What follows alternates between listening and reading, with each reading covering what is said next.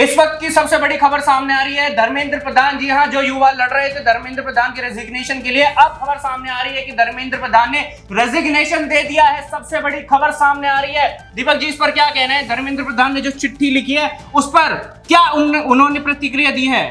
सबसे पहले बात करेंगे धर्मेंद्र प्रधान के इस्तीफे की, क्योंकि कल ही खबर सामने आई थी कि एनटीए के सभी अधिकारियों को बर्खास्त कर दिया गया था। यानी कि सरकार ने पूरी कोशिश की थी कि इस बार जेनजी आंदोलन को जो है प्रशासनिक तरीके से निपटाया जा सके या उनको शांत किया जा सके, लेकिन जेनजी सिर्फ इसी बात पर अड़े हुए थे कि धर्मेंद्र प्रधान के इस्तीफे के अलावा कुछ भी मंजूर नहीं है। और इसी का फायदा विपक्षी दलों ने भी उठाया और दबाव कहीं ना कहीं सरकार पर बना, जिसके बाद धर्मेंद्र प्रधान का इस्तीफा सामने आ चुका है। उन्होंने क्या कुछ लिखा, मैं वो आपके पूरा पढ़ के सुनाता हूं। उन्होंने लिखा है कि मैं पिछले 4 दशकों से अधिक समय से छात्र, शिक्षक और शिक्षा सुधार के लिए समर्पित रहा। मेरा सदैव विश्वास रहा है कि सशक्त, समावेशी और दूरदर्शी शिक्षा व्यवस्था ही सशक्त राष्ट्र की आधारशिला होती है। इसके साथ ही उन्होंने युवाओं की बात की। आगे लिखा उन्होंने, 3 मई 2026 को नीट यूजी की परीक्षा में सामने आई अनियमितता पाई गई। भारत सरकार ने इसको तुरंत संज्ञान लेते हुए जांच सीबीआई को सौंपी। परीक्षा को रद्द किया गया, पुनः परीक्षा घोषित की गई। इसके साथ ही अगले वर्ष से परीक्षा को सीबीटी मोड में करने का निर्णय लिया गया है। इसके बाद उन्होंने लिखा है कि 20 लाख से अधिक छात्रों की परीक्षा सुचारू रूप से आयोजित किया गया। इसके लिए होल ऑफ गवर्नमेंट अप्रोच के तहत काम किया गया। इसमें भारत सरकार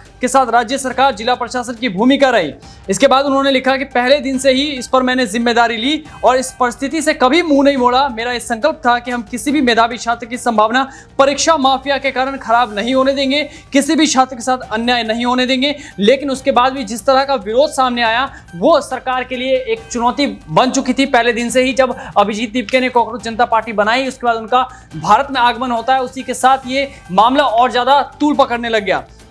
देखिए, अब जैसे कि युवा हैं, जो जेनजी हैं और तमाम विपक्षी दल हैं, अब उनकी क्या मेहनत रंग लाई है। लेकिन वहीं कहीं ना कहीं खबर आ रही कि 3 साढ़े 3 बजे के आसपास जो है वो जो सीजेपी के स्पोक्स पर्सन है वो दोबारा जो है बैठक करेंगे। लेकिन उससे पहले ही रेजिग्नेशन सामने आ गया। तो इससे क्या होता है कि बीजेपी की जो छवि है वो खराब हो जाएगी, क्योंकि ये पहली बार है जब पीएम नरेंद्र मोदी की अगुवाई में किसी जो मंत्री है उसका इस्तीफा आखिरकार इस तरह से किसी का इस्तीफा पहली बार आया होगा। इससे पहले एक मंत्री का आया था, लेकिन बहुत इतना बड़ा मामला नहीं था जिस तरह से इसमें युवाओं की भीड़ देखने को मिली। और ये इस्तीफा इसलिए भी अहम है क्योंकि दिल्ली में जिस तरह की तस्वीरें आई, छात्रों पर लाठीचार्ज हुआ। हालांकि दिल्ली पुलिस को भी चोट लगी है इसके अंदर, लेकिन जिस तरह से छात्रों के मन में एक भावना आहत हो रही थी उन लोगों की, उसको भी सरकार ने संवेदनशीलता के साथ देखा है। और ये इस्तीफा सिर्फ नैतिकता के आधार पर दिया गया है। लेकिन इस इस्तीफे के बाद सवाल ये भी गंभीर है, क्या अब इस मामले में जो मामला चल रहा था छात्र के चुनाव से पहले, पेट्रोल वाला मामला, क्या अब ये उस तरफ भी मोड़ लेगा या नहीं लेगा? जी, बहुत बड़ी सोचने वाली बात है। नितिन गडकरी की तरफ कहीं ना कहीं इथेनॉल के लिए कहीं ना कहीं जो है युवाओं में आक्रोश है, क्योंकि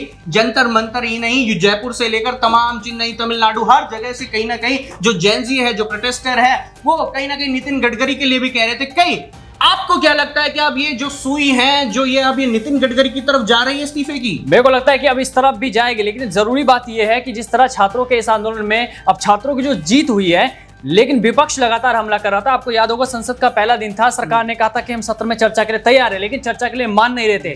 तो अब क्या विपक्ष का क्या रुख होगा, क्योंकि विपक्ष ने इसमें रोटियां तो सेकी है अपनी कहीं ना कहीं छात्रों के साथ मिलकर। तो अब विपक्ष का क्या रुख होगा, जबकि सरकार ने सारी बातें मान ली हैं।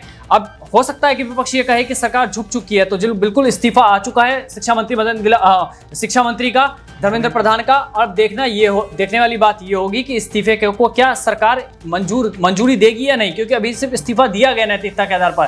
क्योंकि ऐसा हमने और भी जगहों पे देखा है, जब मंत्री इस्तीफा तो दे देते हैं लेकिन वो इस्तीफा मंजूर नहीं किया जाता। जी।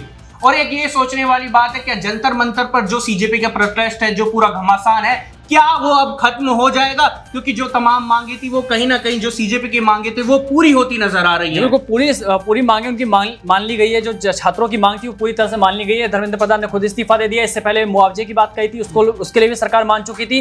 चर्चा की बात सोनम वांगचुक ने की थी कि हम चाहते हैं कि सदन में चर्चा हो, और इसके लिए पहले ही सरकार मान चुकी थी कि हम चर्चा के लिए तैयार है, लेकिन विपक्ष के हंगामे के चक्कर में वो चर्चा नहीं हो पा रही थी। अब गंभीर सवाल यह है कि विपक्ष को किस तरह से सत्ता पक्ष जो है टैकल करने वाला है, क्योंकि अब वो छात्रों की मांगे मान ली गई है। और कहीं ना कहीं जो अभी तक प्रधानमंत्री मोदी की छवि बन रही थी कि वो जवाब नहीं दे रहे। आपने देखा होगा कि पिछले 2 दिनों में प्रधानमंत्री मोदी रात को 12 बजे उनकी वीडियो पोस्ट होती है, इंस्टाग्राम पे आते हैं और मित्रों की जगह वो फ्रेंड्स से शुरू करते हैं। ठीक है, इसके साथ ही अगले दिन 11 बजे वो आते हैं। तो कहीं ना कहीं छात्रों से संवाद के लिए सरकार पहले से संवेदनशील रही है, और इस बार भी थोड़ी सी सख्ती दिखाई है सरकार ने। ऐसा भी नहीं है कि सख्ती नहीं दिखाई, जिस तरह दिल्ली पुलिस का लाठीचार्ज और आज भी जो तस्वीरें आ रही हैं जंतर मंतर से, तो अब दिल्ली पुलिस का भी ये काम यहाँ पे बन गया है कि जो इस छात्र आंदोलन को बदनाम करने में लगे थे उनको भी चिन्हित किया जाए। लेकिन अब एक और सोचने वाली बात है, जिस तरह से ये रेजिग्नेशन सामने आया, क्या अब जंतर मंतर पर जो वो भीड़ है, जो घमासान है, वो कम होगा या फिर और ही बढ़ता चला जाएगा? इसके अलावा जो कहीं ना कहीं जेनजियों ने एक कह सकते हैं कि जो मोदी सरकार है, क्या उसको झुकाने का काम किया है? कहीं ना कहीं तो दबी है सरकार। जी बिल्कुल, सरकार कहीं ना कहीं हल्का सा इस समय दबाव में तो जरूर होगी, क्योंकि सिर्फ जंतर मंतर का प्रोटेस्ट नहीं था। आपको याद होगा जब पहले दिन अभिजीत दीपके जब प्रोटेस्ट पे पहुंचे थे तो इतनी भीड़ नहीं थी, लेकिन जब सोनम वांगचुक इस मामले पर आए, उनको जब अस्पताल ले जाया गया 20 तारीख के बाद से प्रोटेस्ट, पिछले 5 दिनों की बात करूंगा मैं, उससे पहले, क्योंकि 36वां या 37वां दिन था आज के दिन का, लेकिन उस 36 दिन में इतना कुछ नहीं हो पाया जितना इस 5 दिनों में हुआ। इस 5 दिन में हुआ ये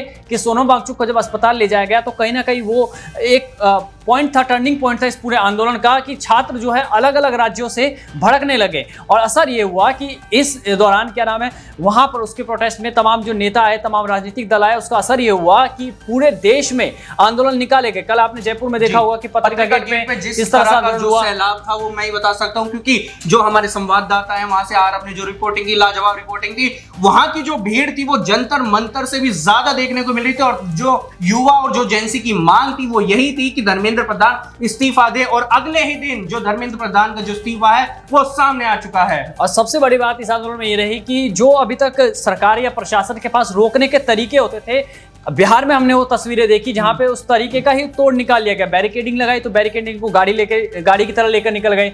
छात्र जाके वहां पुलिस वाले को कह रहे हैं कि आप जो है आंसू गैस के गोले छोड़िए, गर्मी लग रही है पानी के बौछार कीजिए। जी वो जेनजी हैं, वो जेनजी सरकार को समझने में शायद टाइम लगेगा, और यही कारण था कि प्रधानमंत्री नरेंद्र मोदी ने साफ तौर पर अपने मंत्रिमंडल से कहा था कि आपको युवाओं के बीच में जाना पड़ेगा, इंस्टाग्राम का यूज करना पड़ेगा, क्योंकि ये जेनजी है, इनसे निपटना उतना आसान नहीं है जो घर पे टीवी देखते हैं। बिल्कुल, इन्होंने जिस तरह से प्रोटेस्ट को संभाला, वही कह रहा हूं कि पिछले 5 दिनों में जिस दिन से संसद सत्र शुरू हुआ था, उस दिन के बाद जो विपक्ष का दबाव कहीं ना कहीं सरकार पर बना है, क्योंकि इस आंदोलन के साथ साथ संसद में भी हमने वो तस्वीरें देखी, संसद के बाहर भी हमने तस्वीरें देखी। तो जब इतना दबाव बनाया गया सरकार के बाद, कि अब जाके धर्मेंद्र प्रधान ने पहले तो पूरे क्या नाम है एनटीए के जो प्रमुख थे उनको हटाया, उसके बाद कल रात में उन्होंने पूरे के पूरे अधिकारियों को बर्खास्त कर दिया, नई टीम के गठन की मांग कर दी, और अभी भी देखा कि छात्रों का गुस्सा जो है नहीं मान रहा, तो उन्होंने आखिरकार इस्तीफा दे दिया है।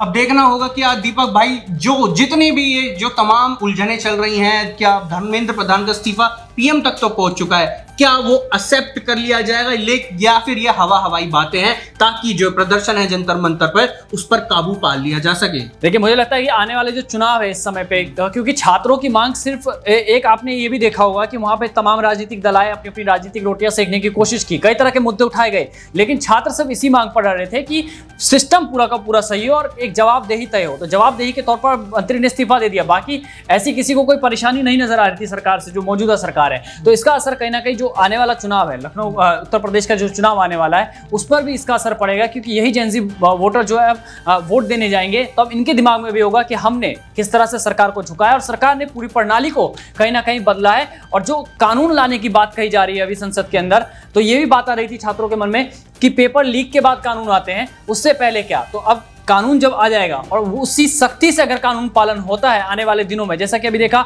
कि कल ही उत्तराखंड से पेपर लीक की खबरें सामने आ रही थी, इससे पहले भी कई तरह की खबरें सामने आई इस तरह की।